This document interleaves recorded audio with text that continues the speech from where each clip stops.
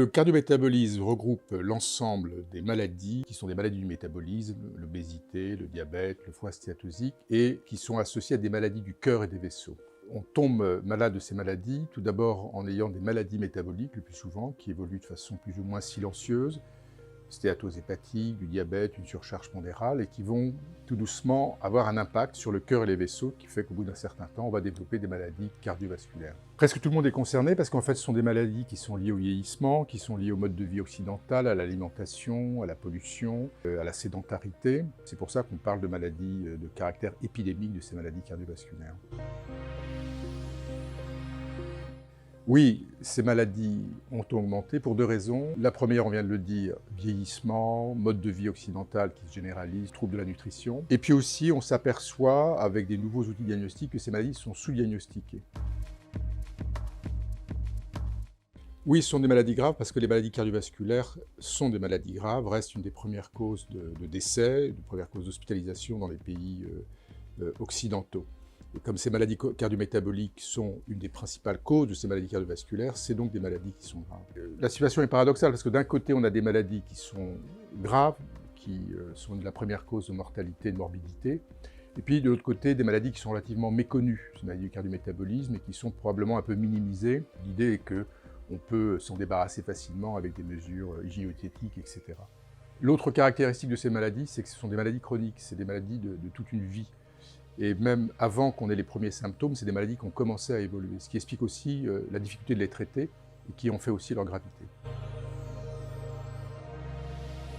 Ça a été vraiment le domaine de la prévention en médecine, avec depuis presque un siècle maintenant, une action sur les facteurs de nutrition, sur le mode de vie, qui se sont avérés très efficaces pour prévenir ces maladies. On a atteint un plafond de verre et, comme on l'a déjà dit, une partie de la population reste exposée à ces maladies. Donc il faut faire mieux, il faut aller plus loin. C'est ce qu'on appelle la médecine personnalisée, de précision, c'est-à-dire qui consiste pour chaque individu de mieux identifier ces facteurs qui l'exposent à ces maladies, qui ne sont pas simplement ces facteurs d'environnement, de nutrition, d'hypercholestérolémie. Alors l'IHU-ICAN a été créé pour combattre ces maladies, sur le constat qu'il fallait absolument regrouper l'ensemble des acteurs qui sont impliqués dans ces maladies cardiométaboliques, c'est-à-dire des gens qui sont à la fois dans le domaine du métabolisme, d'autres des maladies du cœur et des vaisseaux. L'autre constat, c'est qu'il fallait aussi regrouper dans un même institut des chercheurs fondamentalistes qui étudient ces nouvelles relations entre ces tissus et ces organes des maladies cardiométaboliques, et puis des chercheurs cliniciens, des cliniciens, pour pouvoir accélérer l'amélioration de la prise en charge des patients. Pour répondre à ce défi, l'IHU s'est structuré depuis maintenant 10 ans autour de cohortes de patients qui souffrent de ces maladies, autour aussi de moyens d'investigation tout à fait modernes et récents, que ce soit de l'investigation clinique avec une imagerie performante dédiée à la recherche ou des plateformes plus de recherche d'amont sur des nouvelles technologies qui permettent d'aller plus loin dans la compréhension de ces maladies.